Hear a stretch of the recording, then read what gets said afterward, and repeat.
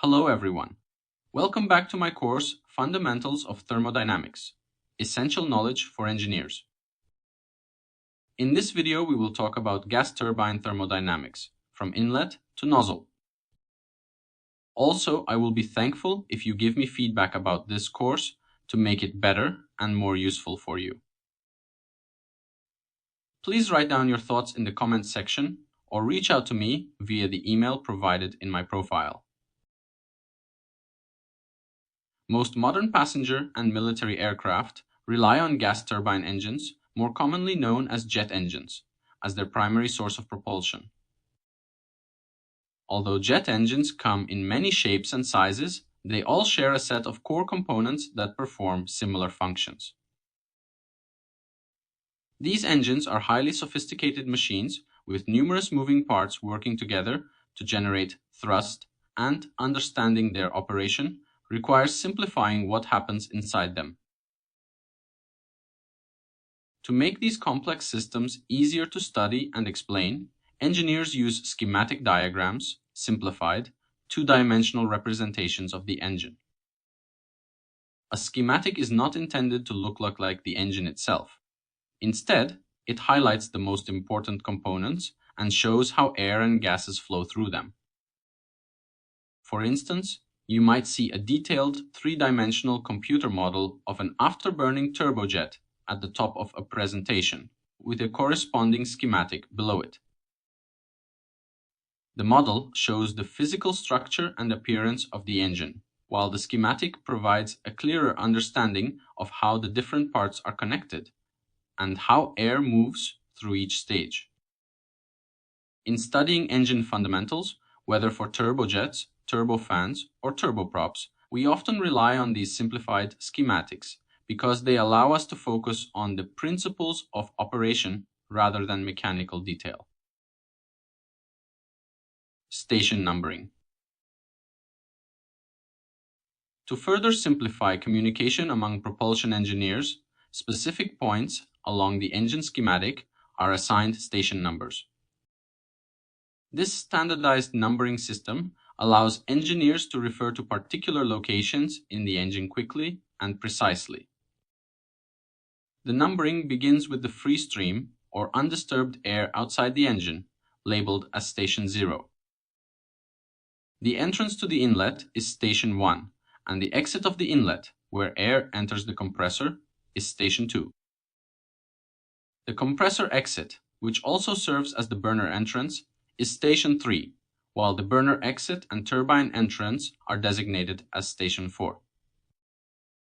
The exit of the turbine is station 5, and conditions upstream of the afterburner occur at station 6. The entrance to the nozzle is station 7, and the narrowest point of the nozzle, known as the throat, is station 8. Some nozzles have an additional section beyond the throat, referred to as station 9. This numbering convention is more than just organizational. It's a universal engineering shorthand. Instead of describing a parameter in long form, such as the temperature at the turbine inlet, engineers can simply refer to it as T4. Similarly, the compressor exit pressure becomes P3. This concise notation system greatly simplifies technical discussions, reports, and calculations, allowing engineers from around the world to communicate efficiently and unambiguously. Throughout our discussions of engine operation, we will use this same station numbering system to describe and analyze the different phases of jet engine performance.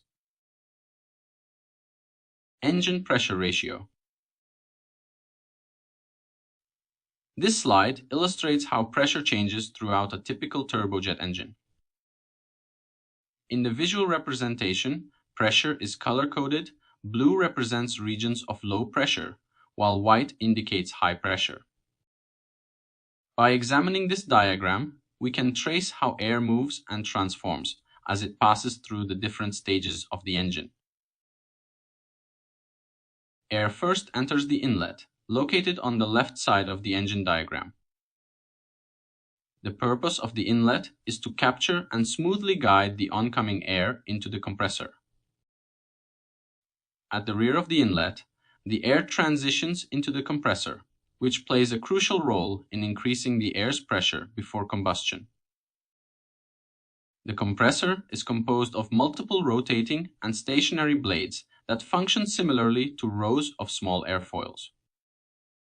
Each stage of these blades compresses the air slightly, and by the time the air exits the compressor, its pressure is many times higher than that of the free stream air outside the engine.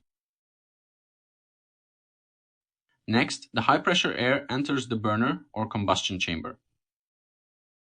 Here, a small amount of fuel is injected and mixed with the compressed air, and the mixture is ignited.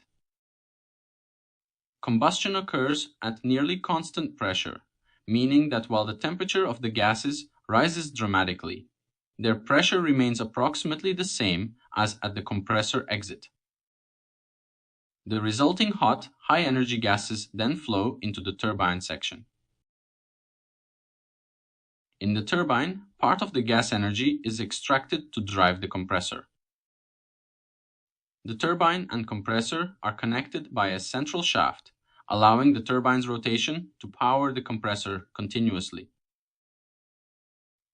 Although some pressure is lost as the turbine extracts energy, the gas pressure entering the nozzle remains higher than the surrounding free stream pressure. Finally, the nozzle converts this remaining pressure and thermal energy into high-velocity exhaust gases. Since the exit velocity of the gases is greater than the incoming air velocity, a net forward thrust is generated in accordance with the thrust equation.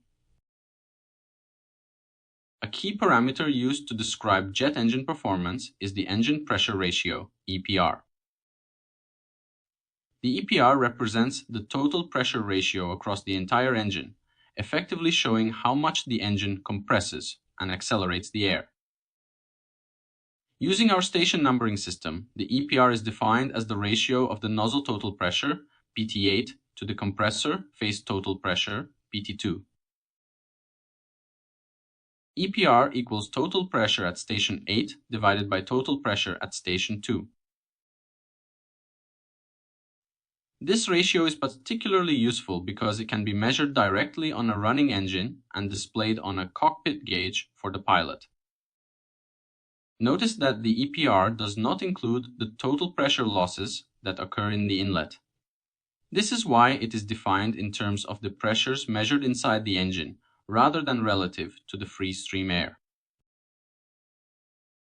If we know the EPR along with the inlet losses and the engine temperature ratio, ETR, we can accurately calculate the thrust produced by the engine using nozzle performance data and the thrust equation. The EPR can also be expressed as the product of the pressure ratios across each major component of the engine. EPR equals total pressure at station 3 divided by total pressure at station 2, multiplied by total pressure at station 4 divided by total pressure at station 3, multiplied by total pressure at station 5 divided by total pressure at station 4, multiplied by total pressure at station 8, 8 divided by total pressure at station 5. Thus, EPR equals compressor pressure ratio multiplied by burner pressure ratio, multiplied by turbine pressure ratio, multiplied by nozzle pressure ratio. For any given engine design, engineers can determine the individual pressure ratio of each component, compressor, burner, turbine, and nozzle using thermodynamic analysis. By combining these values, they can evaluate how efficiently the entire engine converts air pressure and temperature into useful thrust.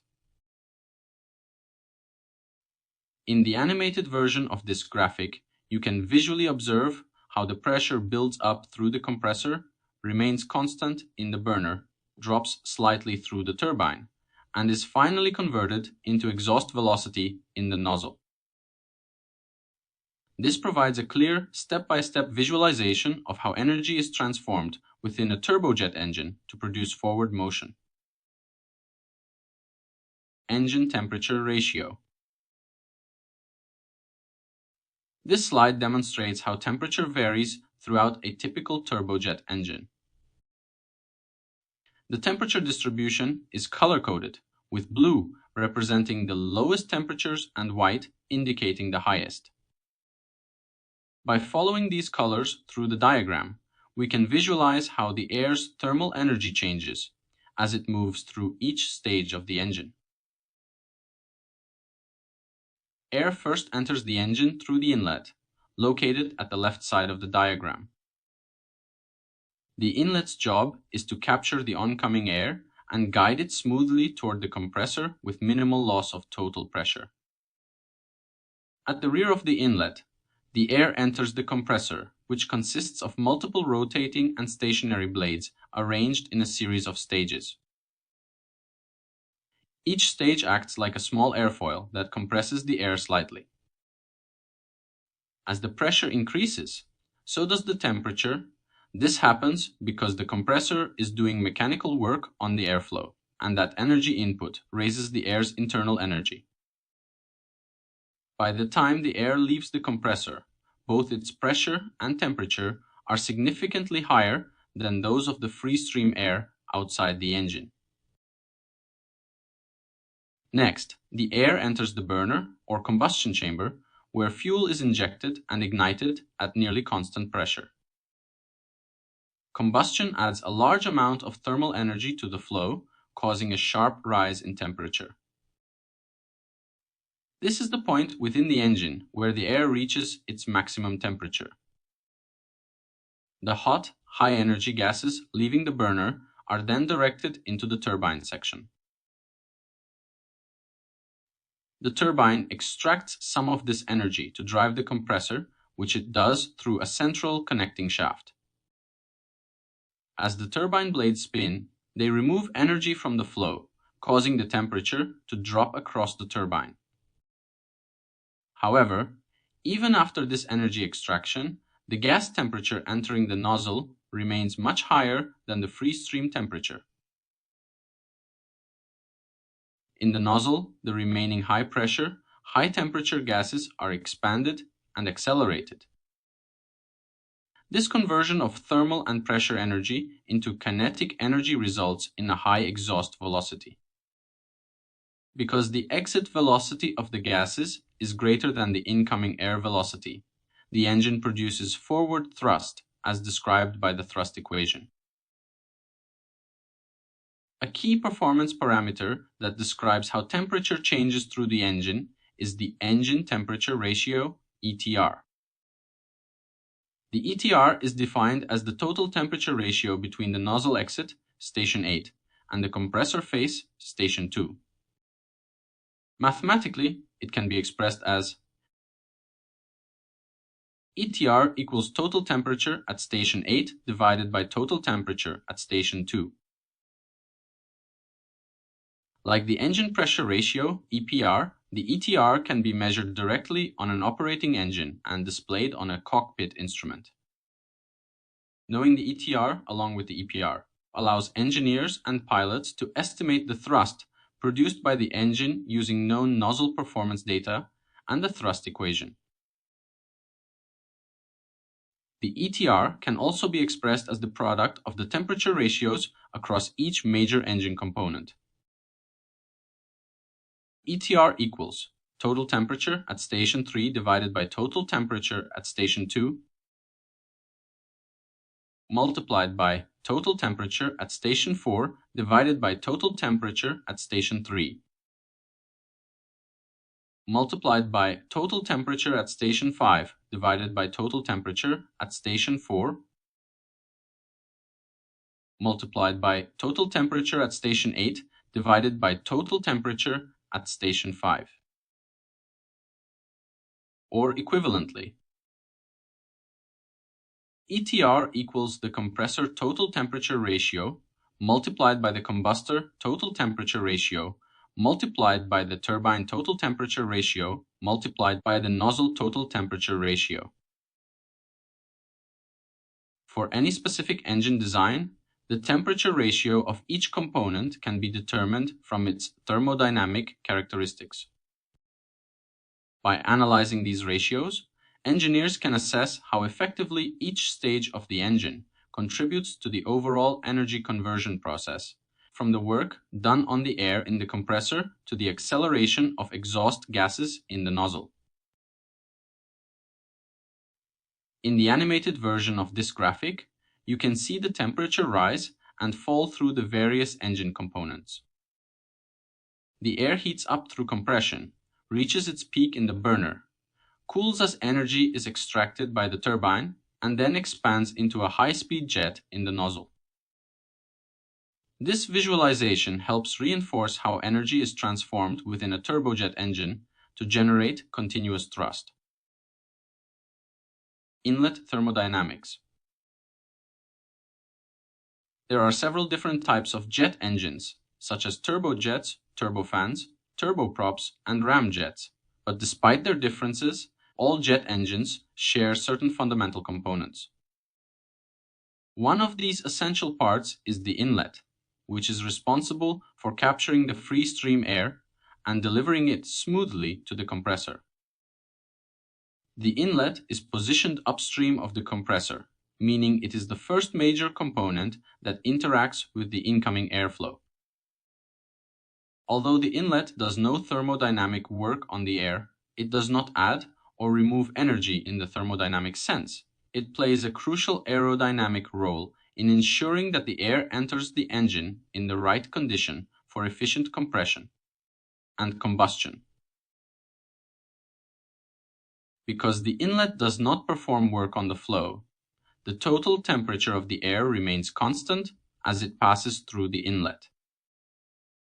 This relationship can be expressed as total temperature at station 2 divided by total temperature at station 0 equals 1.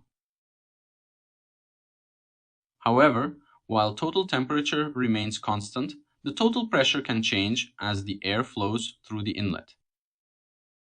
These changes occur due to aerodynamic losses such as friction, boundary layer effects, and possible shock waves at higher speeds. Engineers measure the inlet's pressure performance using a parameter called the inlet total pressure recovery, which quantifies how much of the free stream pressure is recovered at the compressor face. Inlet total pressure recovery equals total pressure at station 2 divided by total pressure at station 0.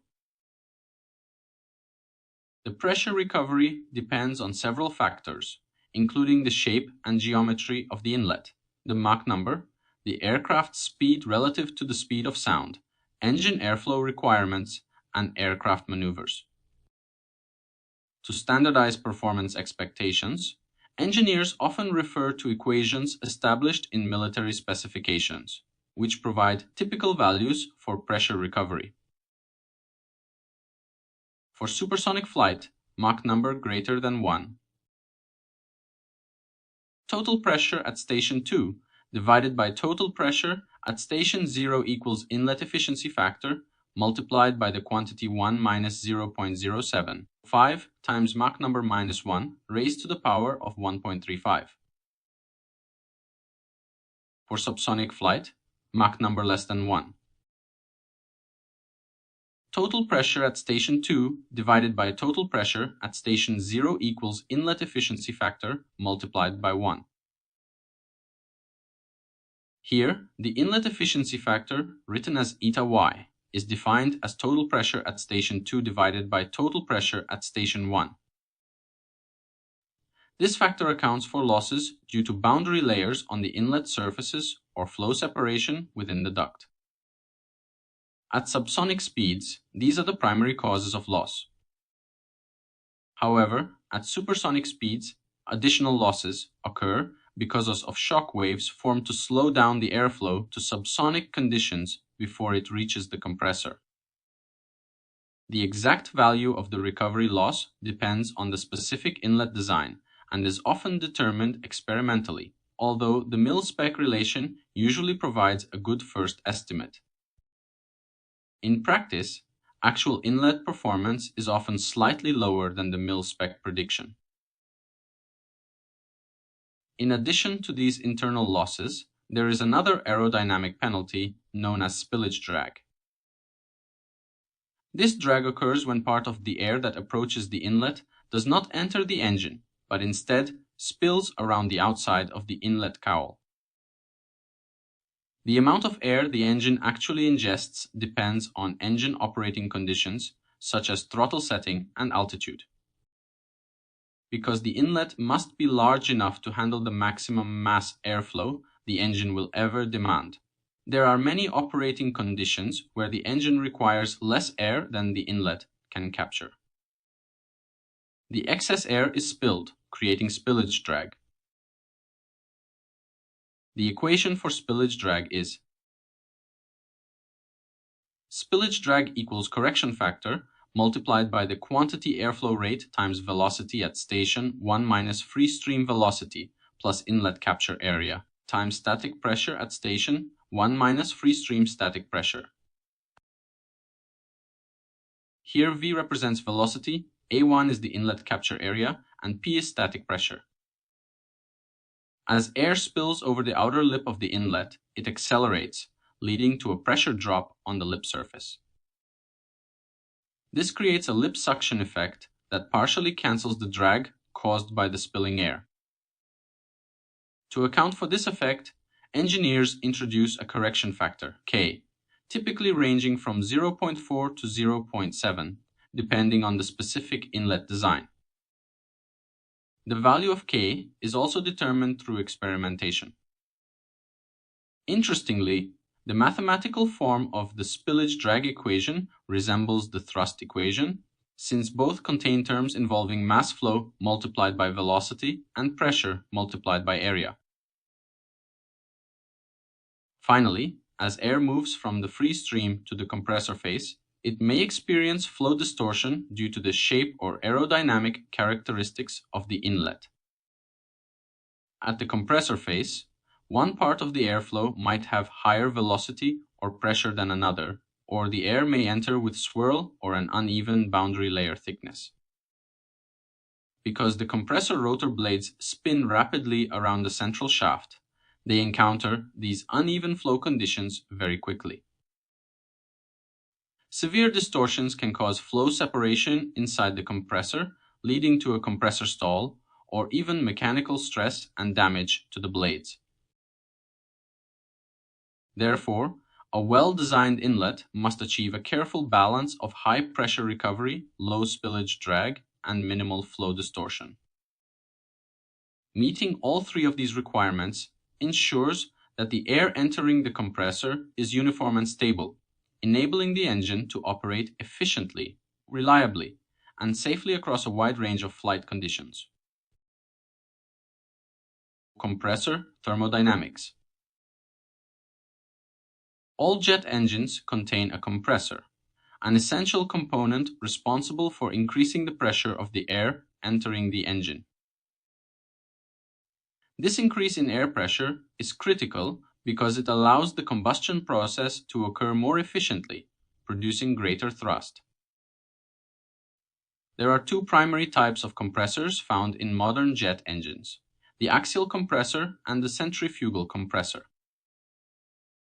Though their designs differ, both serve the same fundamental purpose: to raise the pressure of the incoming airflow. In an axial compressor, the air flows parallel to the axis of rotation. This type of compressor consists of multiple rows or stages of small airfoil-shaped blades mounted on a rapidly rotating shaft.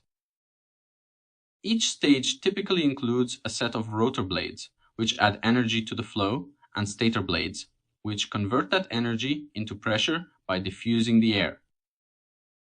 The overall pressure increase achieved by an axial compressor depends on the number of stages.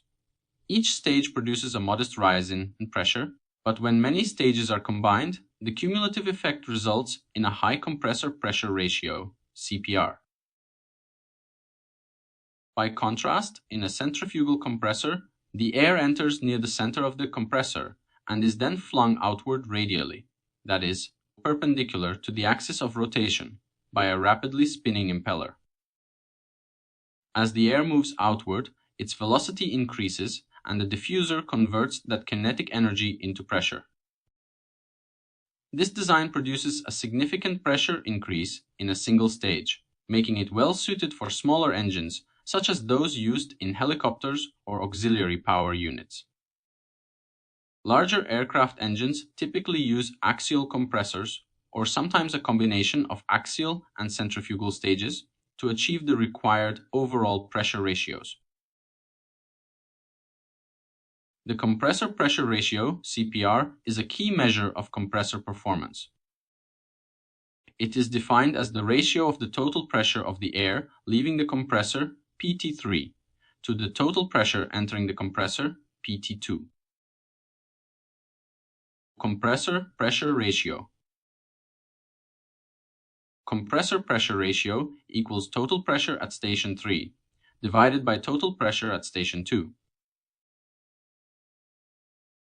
This ratio is always greater than 1 because the compressor's purpose is to increase pressure. To achieve this, the compressor must do work on the air, which requires energy input from the turbine connected by a central shaft. Since no external heat is added to the air during compression, the process is treated as isentropic, meaning it is both adiabatic, no heat transfer, and reversible. For an isentropic process, the total temperature ratio across the compressor is related to the pressure ratio by the following equation. Compressor temperature ratio. Total pressure at station 3 divided by total pressure at station 2 equals compressor temperature ratio raised to the power of gamma divided by gamma minus 1. Here, gamma represents the ratio of specific heats for air, which is approximately 1.4 under standard conditions. The compressor must perform work to turn the shaft and compress the air. According to the first law of thermodynamics, conservation of energy, the compressor work per unit mass of airflow, CW, equals the change in specific enthalpy between the compressor inlet and exit. Compressor work equals specific enthalpy at station 3 minus specific enthalpy at station 2. Because enthalpy at any station can be expressed in terms of the specific heat at constant pressure and the total temperature, this equation can also be written as compressor work equals specific heat at constant pressure multiplied by total temperature at station 3 minus specific heat at constant pressure multiplied by total temperature at station 2. By performing algebraic manipulation and substituting the isentropic relationships, the compressor work can be expressed in terms of the compressor pressure ratio. Compressor work equals specific heat at constant pressure multiplied by total temperature at station 2 multiplied by compressor pressure ratio raised to the power of gamma minus 1 divided by gamma minus 1 divided by compressor. Efficiency. In this expression, compressor efficiency represents the compressor efficiency, which accounts for real-world losses due to friction, turbulence, and other non-ideal effects. In a perfectly efficient compressor, eta C would equal 1.0, meaning all the turbine's energy would go directly into compressing the air. However, real compressors have efficiencies below 1.0, typically in the range of 0.85 to 0.9 for modern designs. Consequently, extra work must be supplied by the turbine to achieve the desired pressure rise. The compressor's operation also causes a temperature increase in the airflow. Because the compressor pressure ratio is always greater than 1, the total temperature ratio, total temperature at station 3 divided by total temperature at station 2, is also greater than 1. Thus, as air passes through the compressor, it becomes hotter in addition to being more pressurized. This heating effect is a natural result of the work done on the air. In practical engine design, this temperature rise can become a limiting factor. The materials used in the compressor, particularly the blades and casings, can only tolerate certain maximum temperatures before they begin to weaken or deform.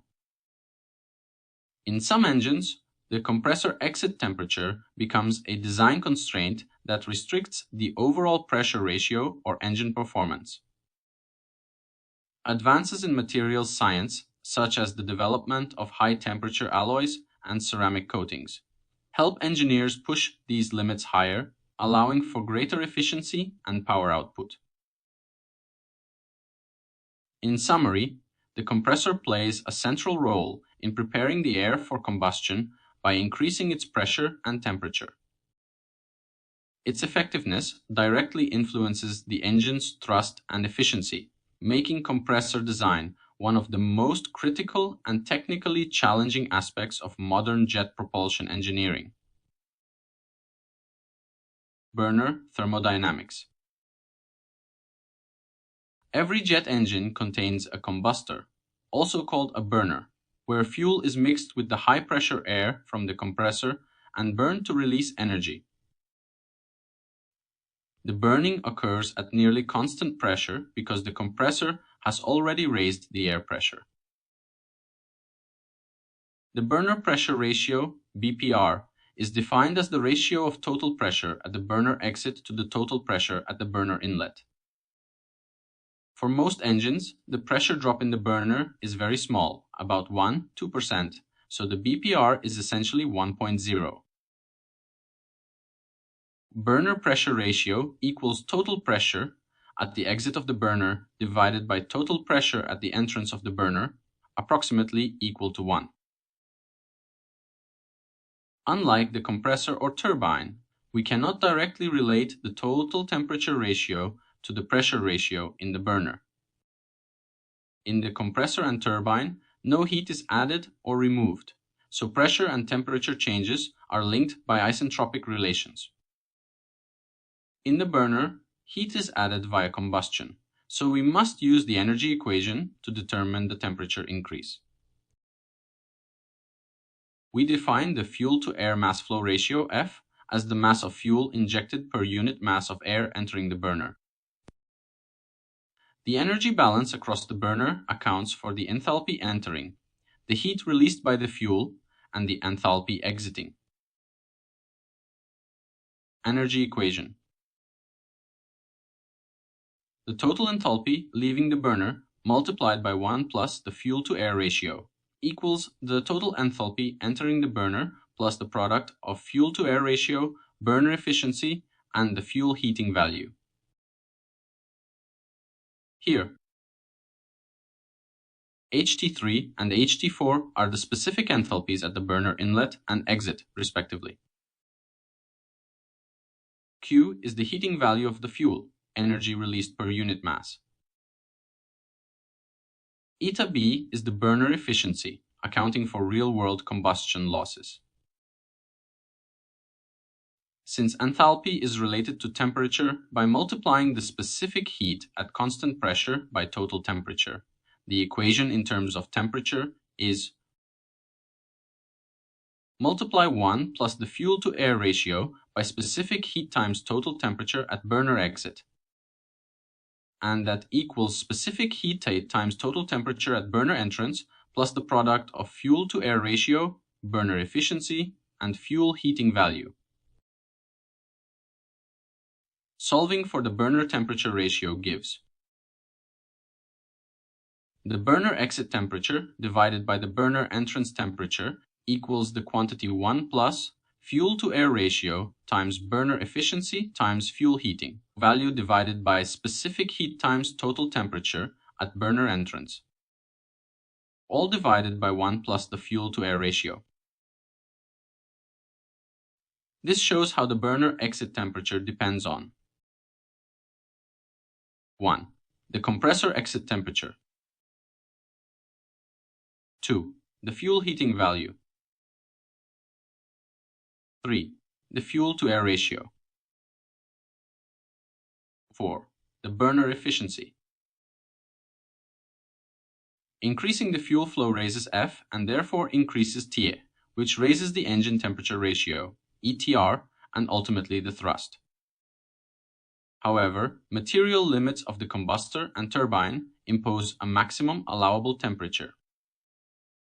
Exceeding this temperature can damage the burner or turbine blades, so engine operation is constrained by maximum TT4. In practical engine design, engineers balance fuel flow, air temperature, and material limits to optimize performance.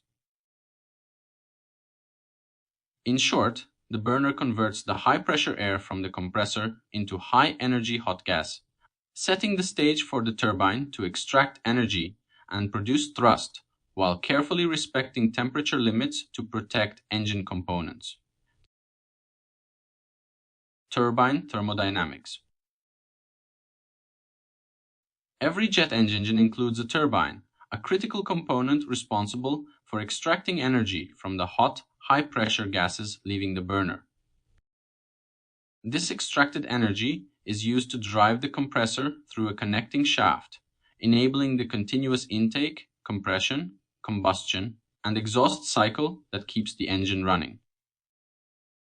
Without the turbine, the compressor would have no power source, and the entire engine would cease to function.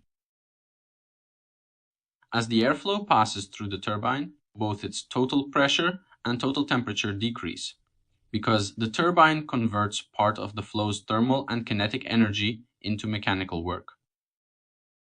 The extent of this pressure drop is expressed by the turbine pressure ratio, TPR, defined as the ratio of total pressure at the turbine exit, PT5, to the total pressure at the turbine inlet, PT4. Since energy is being extracted, this ratio is always less than 1. Turbine pressure ratio equals total pressure at station 5 divided by total pressure at station 4 less than or equal to 1. Most aircraft engines use axial turbines, which consist of several stages of rotating blades and stationary vanes, or airfoils, mounted around a central shaft. The stationary vanes direct the flow onto the rotating blades at the optimal angle, allowing the turbine to extract maximum energy from the expanding gases. The high-speed rotation of this shaft transfers this energy forward to power the compressor. Because no external heat is added to or removed from the turbine during operation, the flow process can be approximated as isentropic, meaning it is both adiabatic and reversible. For isentropic flow, the temperature ratio across the turbine is related to the pressure ratio by total pressure at station 5 divided by total pressure at station 4 equals total temperature at station 5 divided by total temperature at station 4 raised to the power of gamma divided by gamma minus 1. Here, gamma is the ratio of specific heats, typically about 1.4 for air. The work produced by the turbine per unit mass of airflow is derived from the conservation of energy. The flow performs work as it expands through the turbine, and this work equals the change in specific enthalpy between the turbine inlet and exit. Turbine work equals specific enthalpy at station 4 minus specific enthalpy at station 5. Because specific enthalpy is equal to specific heat at constant pressure multiplied by total temperature. This can also be written as turbine work equals specific heat multiplied by total temperature at station 4 minus specific heat multiplied by total temperature at station 5. Through further algebraic manipulation, the turbine work can be related directly to the turbine pressure ratio and an efficiency factor that accounts for real-world losses. Turbine work equals turbine efficiency multiplied by specific heat multiplied by total temperature at station 4, all multiplied by the quantity 1 minus turbine pressure ratio raised to the power of gamma minus 1 divided by gamma. The turbine efficiency reflects how effectively the turbine converts thermal energy into mechanical work. In an ideal turbine, efficiency equals 1, meaning 100% of the available energy would be extracted. In reality, efficiencies are lower, typically around 0.85 to 0.9 for modern engines, because of mechanical friction, aerodynamic losses, and other irreversibilities. One of the greatest challenges in turbine design is the extreme thermal environment in which the blades operate. Positioned directly downstream of the burner, turbine blades are exposed to gas temperatures exceeding 1000 degrees Celsius, over 1800 degrees Fahrenheit.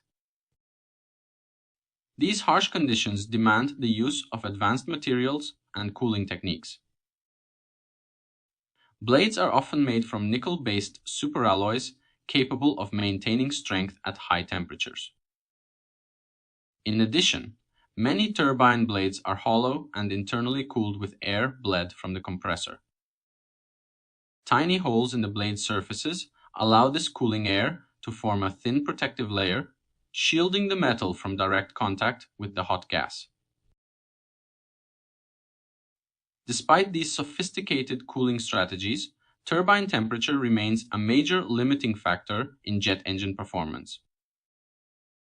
Engineers must carefully balance the turbine inlet temperature to achieve maximum efficiency without exceeding material or cooling limits. Advances in material science, thermal barrier coatings, and blade cooling design continue to push these limits higher, allowing modern engines to achieve greater efficiency and thrust than ever before. In summary, the turbine serves as the mechanical heart of the jet engine, transforming high-energy combustion gases into rotational power that drives the compressor. Its design represents a delicate compromise between aerodynamic efficiency, thermal endurance, and mechanical strength, testament to the precision and complexity of modern propulsion engineering. Compressor-turbine matching. Each major component of a jet engine, the inlet, compressor, burner, turbine, and nozzle, has its own thermodynamic and performance characteristics. By understanding how pressure and temperature change through each of these components, we can determine two key parameters that describe the overall engine operation: the engine pressure ratio, EPR, and the engine temperature ratio, ETR. These parameters allow engineers to assess how efficiently the engine converts incoming air and fuel into useful thrust. Once the performance of the individual components is known, the overall engine performance, specifically the thrust and fuel consumption, can be accurately predicted. The analysis of the engine's performance is simplified slightly because the compressor and turbine are mechanically linked through a common main shaft. This means that the work done by the turbine in expanding hot gases must exactly equal the work required by the compressor to compress the incoming air. This relationship forms the foundation for understanding how energy is transferred and balanced within the engine. To explore this relationship, we begin with the work equations for the compressor and turbine, and then derive an expression that links the turbine pressure ratio, TPR, to the compressor pressure ratio, CPR. This connection allows us to understand how changes in one part of the engine affect another. The compressor work equation is given by: the compressor work is equal to the specific heat capacity at constant pressure, multiplied by the total temperature entering the compressor, multiplied by the difference between the compressor pressure ratio raised to the power of gamma minus 1, divided by gamma and 1. This entire quantity is then divided by the compressor efficiency. In this equation, Cp is the specific heat capacity of air at constant pressure, which measures how much heat energy is needed to raise the temperature of the air. Gamma is the ratio of specific heats Cp divided by Cv, which depends on the properties of the gas. Eta C represents the compressor efficiency, accounting for real-world losses such as friction and aerodynamic inefficiencies. Tt2 is the total temperature of the air entering the compressor, often equivalent to the free stream total temperature at the engine inlet. Similarly, the turbine work equation is expressed as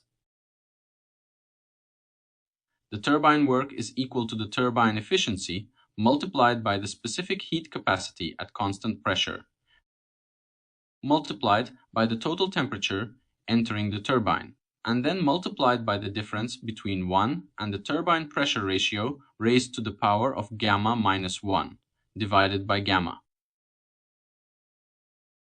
Here, eta T is the turbine efficiency, and Tt4 is the total temperature at the turbine inlet, which depends primarily on the heat added in the combustion process.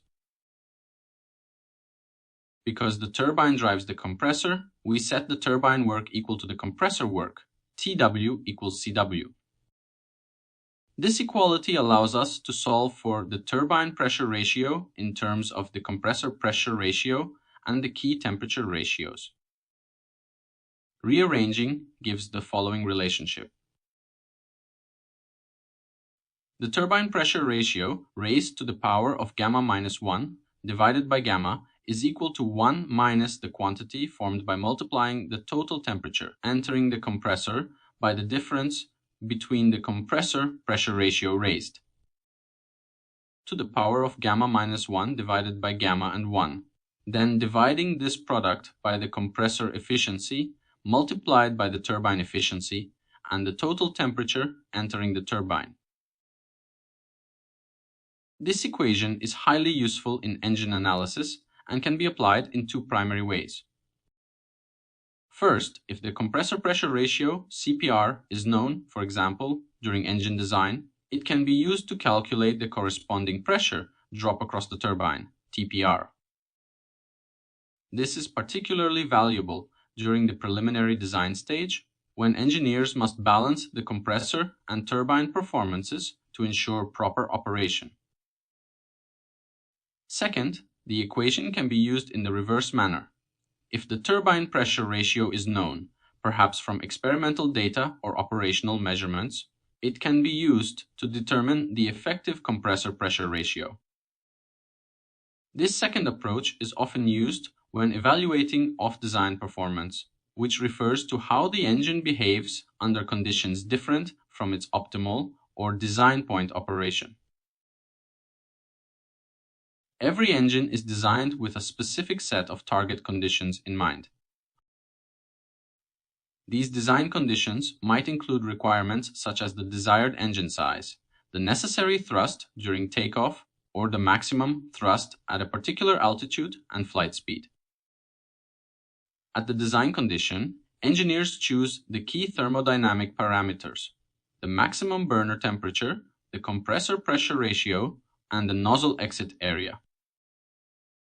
These parameters define how the engine will perform at its best efficiency. However, in actual flight, the engine operates under a wide range of speeds, altitudes, and throttle settings. Any situation that differs from the design condition is considered off-design operation. During off-design conditions, parameters such as the turbine inlet temperature, Tt4, and the airflow through the nozzle vary based on throttle position and flight conditions. By measuring or estimating these values, the pressure loss across the turbine can be determined.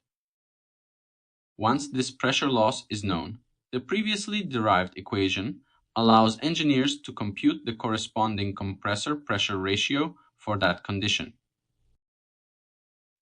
This analytical approach provides deep insight into how changes in flight conditions or throttle settings affect overall engine performance and efficiency.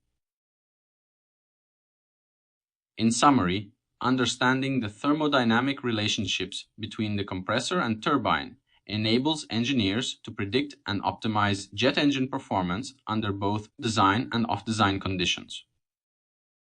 The balance of work between these two components is a fundamental concept that ensures the smooth and efficient operation of modern gas turbine engines.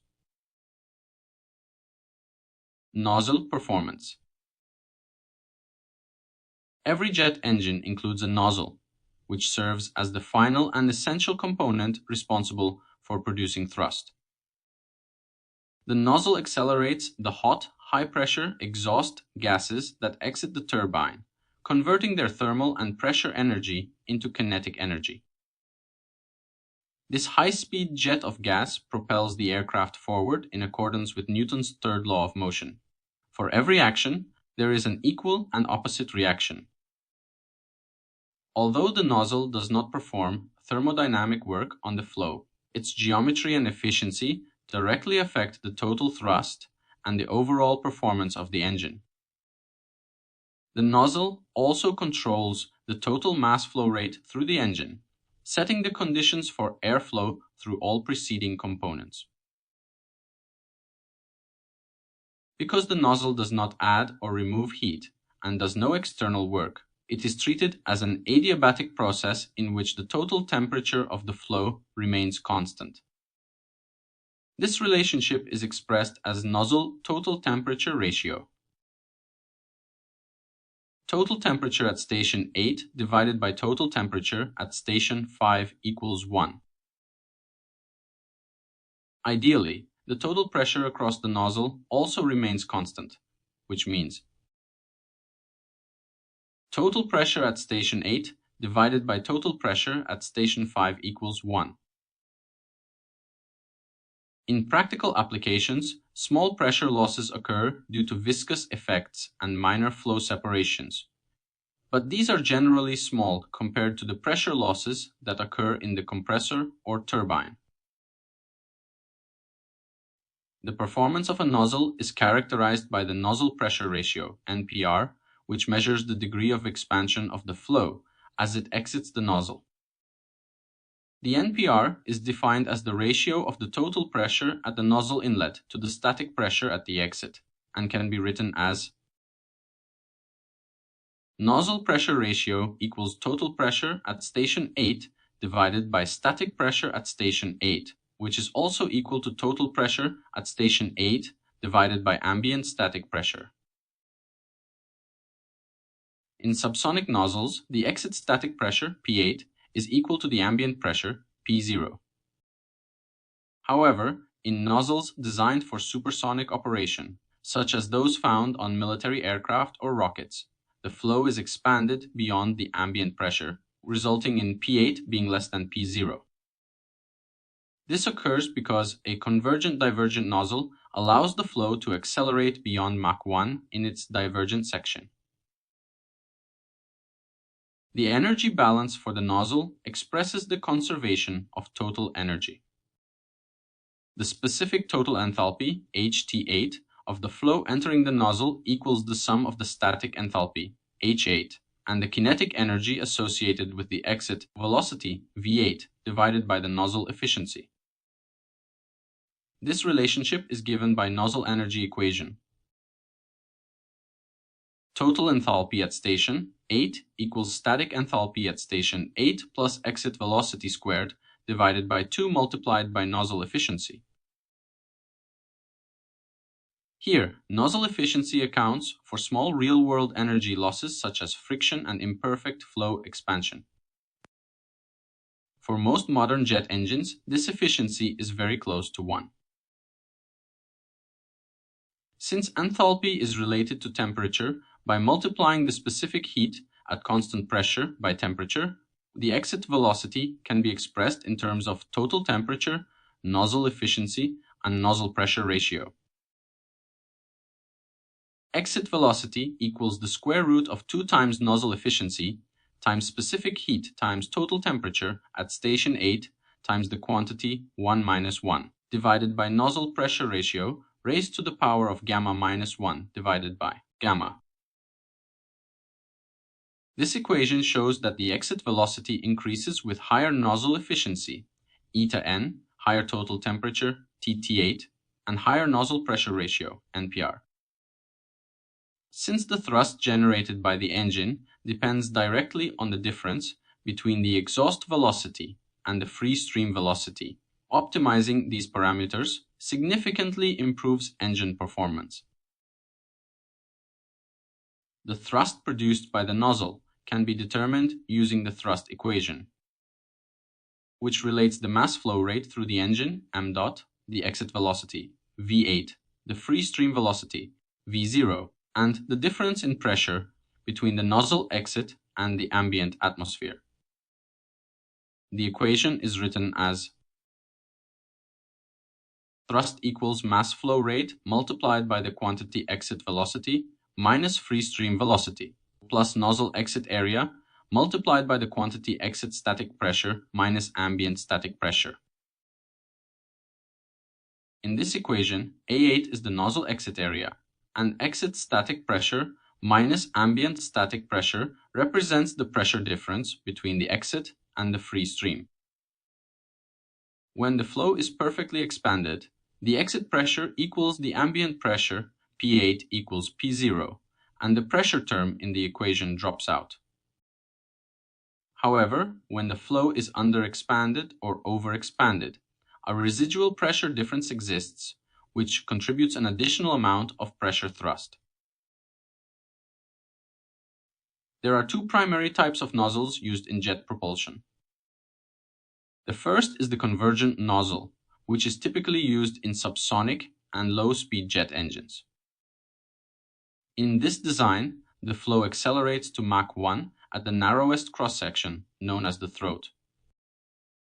Beyond this point, the flow cannot accelerate further unless a divergent section is added. Convergent nozzles are simple, reliable, and lightweight, making them suitable for commercial and general aviation engines. The second type is the convergent-divergent nozzle, also known as a de Laval nozzle, which is used in supersonic engines and rocket propulsion systems. In this configuration, the flow reaches Mach 1 at the throat and then expands supersonically through the diverging section. This design allows for much higher exit velocities and consequently greater thrust. Although more complex, it is essential for high-speed flight and space propulsion. The total pressure, PT8, and total temperature, TT8, entering the nozzle are determined by the upstream components of the engine. The total pressure is governed by the engine pressure ratio, EPR, which is the product of the pressure ratios of across all engine components, while the total temperature is governed by the engine temperature ratio, ETR, determined by the temperature changes through the compressor, burner, and turbine. With this information, the exit velocity can be calculated, and the thrust developed by the jet engine can be accurately determined. The same set of equations applies to rocket engines, although the operational environment differs. Rocket nozzles always expand the gases to supersonic velocities because there is no external airflow to balance the exit pressure. Consequently, the thrust in a rocket engine results solely from the momentum of the exhaust gases and the pressure difference across the nozzle exit plane. In conclusion, the nozzle is the final and most critical energy conversion device in a jet engine. It transforms the high-pressure, high-temperature gas exiting the turbine into a high-speed jet that produces thrust. Even though the nozzle does not perform thermodynamic work, it efficiently channels and expands the flow to achieve maximum momentum, completing the propulsion cycle. The design, efficiency, and pressure ratio of the nozzle determine not only the performance and thrust output of the engine, but also the speed and altitude capabilities of the aircraft. Engine thrust. On this page, we bring together all the fundamental equations required to calculate the theoretical thrust of a turbojet engine. The analysis begins with the general thrust equation, which expresses thrust in terms of the change in momentum between the air entering and the exhaust gases leaving the engine. To make the comparison independent of engine size, this equation is often written in specific thrust form, which represents the thrust produced per unit mass flow rate of air through the engine.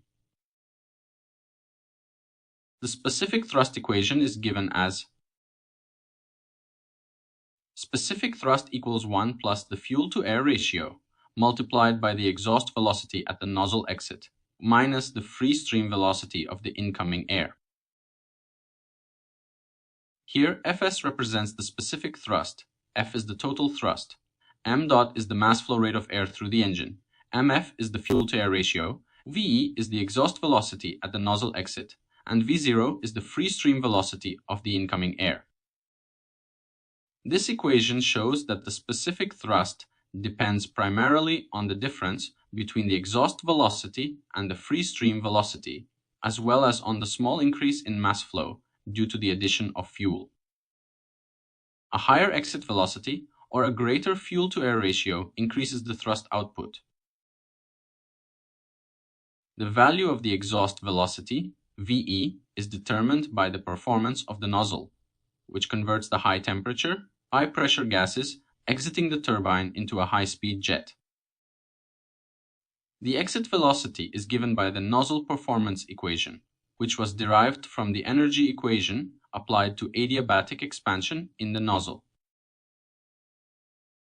Exhaust velocity equals the square root of 2 times specific heat at constant pressure times total temperature at the nozzle inlet times nozzle efficiency times the quantity 1 minus 1 divided by the nozzle pressure ratio raised to the power of gamma minus 1 divided by gamma.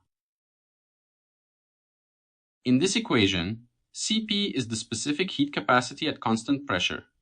Tt8 is the total temperature of the flow at the nozzle inlet. Eta8 is the nozzle efficiency. Gamma is the ratio of specific heats for air, and NPR is the nozzle pressure ratio. The nozzle pressure ratio quantifies how much the flow expands through the nozzle and is defined as the ratio of the total pressure at the nozzle inlet to the free stream static pressure. Nozzle pressure ratio equals total pressure at the nozzle inlet divided by the static pressure at the nozzle exit, which is also equal to total pressure at the nozzle inlet divided by ambient static pressure. To determine the total pressure PT8 and total temperature TT8 at the nozzle inlet, we use the engine pressure ratio EPR and the engine temperature ratio ETR, both of which describe the cumulative effects of the various engine components, namely the compressor, burner, and turbine. These relationships can be written as total temperature at the nozzle inlet equals total temperature at the compressor face multiplied by the engine temperature ratio.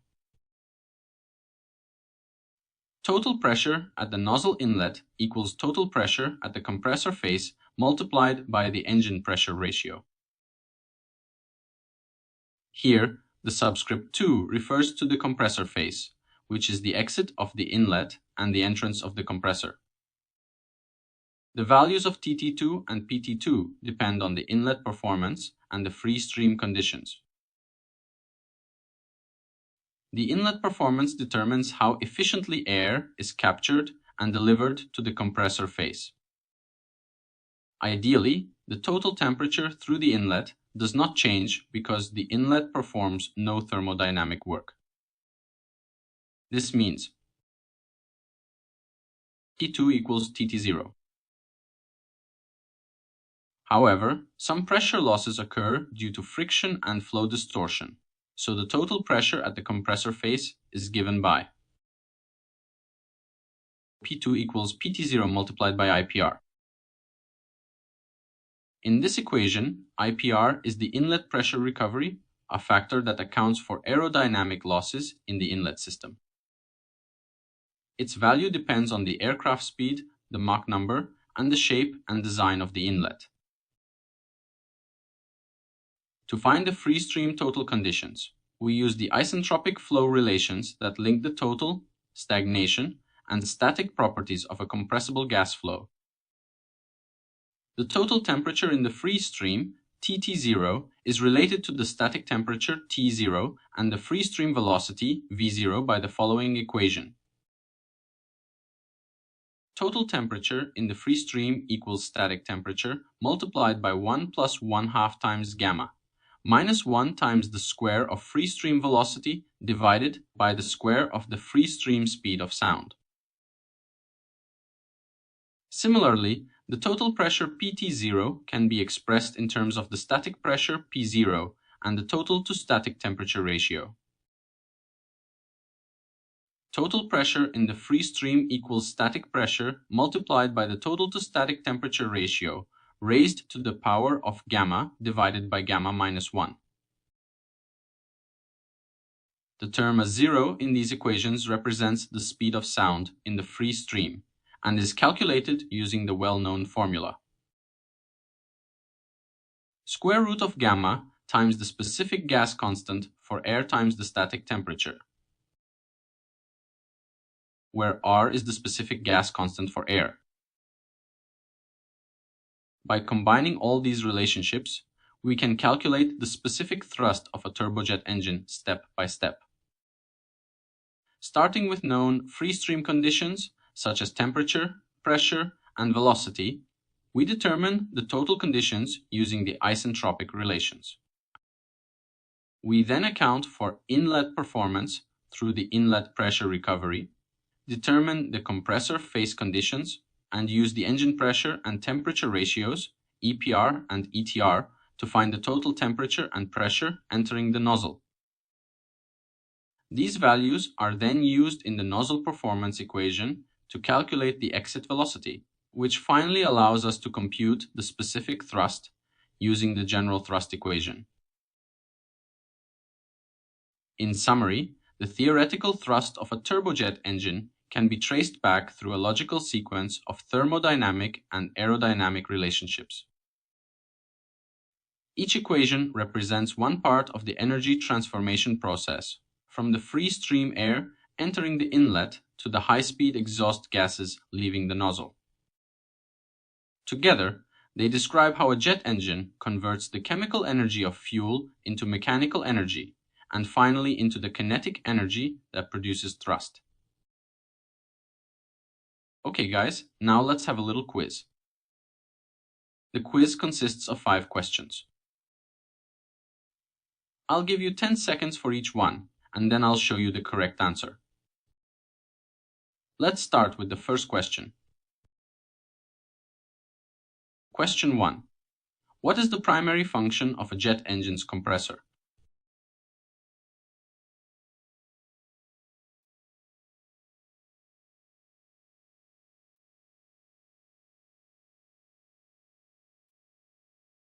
The correct answer is to increase the pressure of incoming air.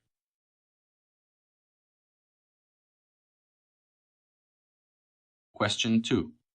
Why is the turbine material special compared to compressor blades?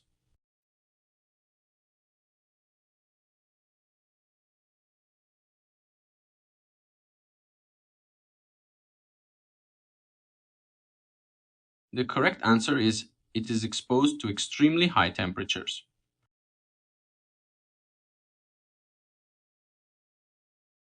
Question 3.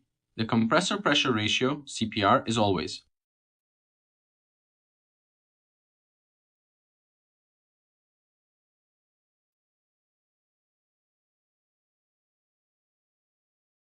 The correct answer is greater than 1.0.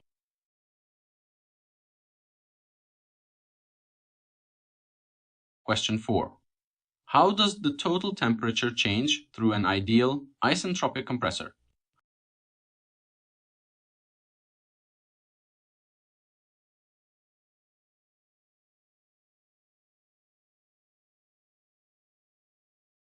The correct answer is it increases.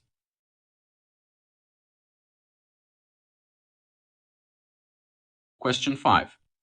What is the typical pressure change across a jet engine burner?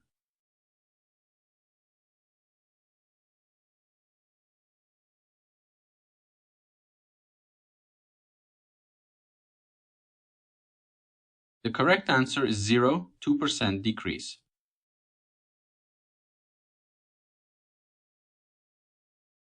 Question 6. The fuel-to-air ratio, F in the burner, affects which parameter directly?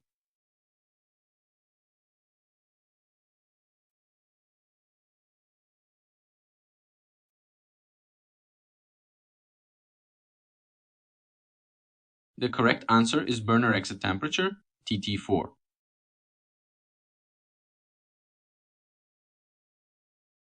Question 7. Which station in the standard numbering system corresponds to the turbine exit?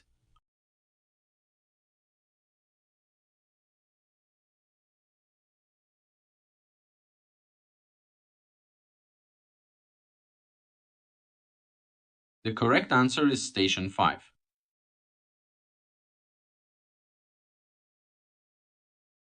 Question 8. How much is the turbine pressure ratio, TPR?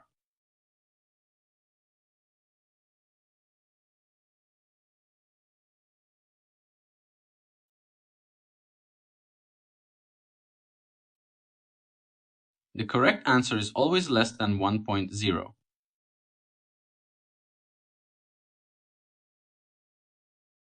Question 9. Which equation shows the correct work produced by the turbine per unit mass of airflow?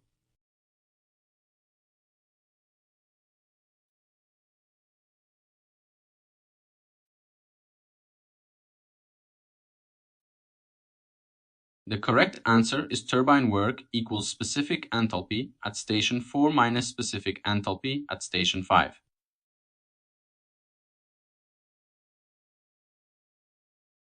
Question 10.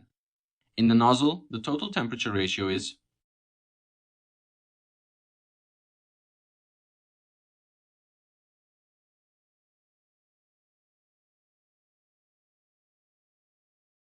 The correct answer is equal to 1.0.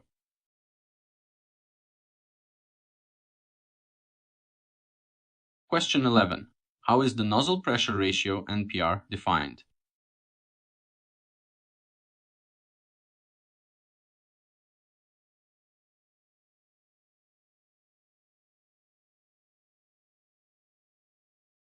The correct answer is the nozzle pressure ratio is equal to the total pressure at station 8 divided by the ambient pressure.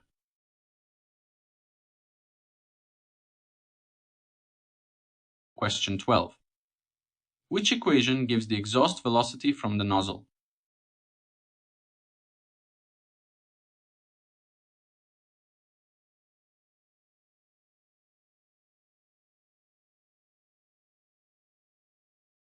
The correct answer is exhaust velocity equals the square root of 2 times specific heat at constant pressure times total temperature at the nozzle inlet times nozzle efficiency times the quantity 1 minus 1 divided by the nozzle pressure ratio raised to the power of gamma minus 1 divided by gamma.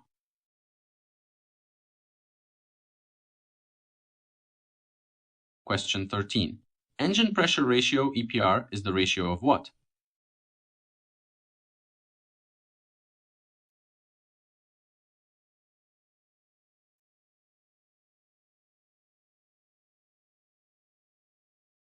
The correct answer is total pressure at station 8 to station 2.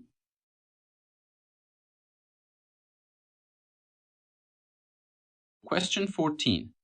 The engine temperature ratio, ETAR, is the product of temperature ratios across which components?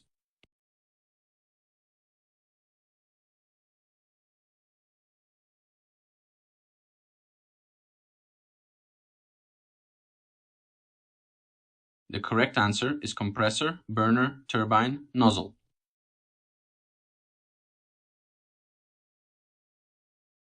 Question 15. Why does the total temperature in the inlet remain constant?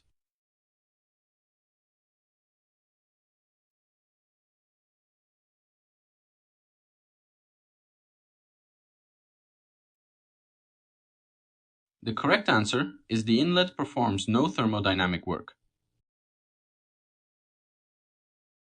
Unlock the world of aerospace engineering with my other expertly designed courses.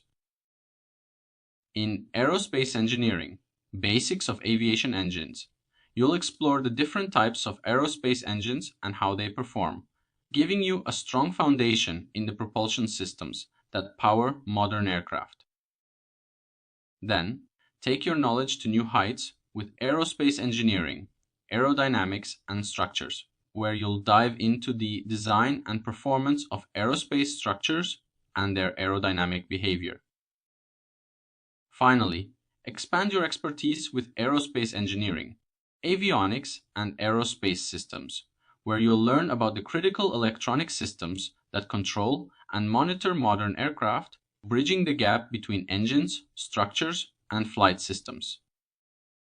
Whether you're a student, aspiring engineer, or aviation enthusiast, these courses will equip you with essential knowledge to understand and contribute to the future of aviation. Join hundreds of learners and start building your aerospace journey today.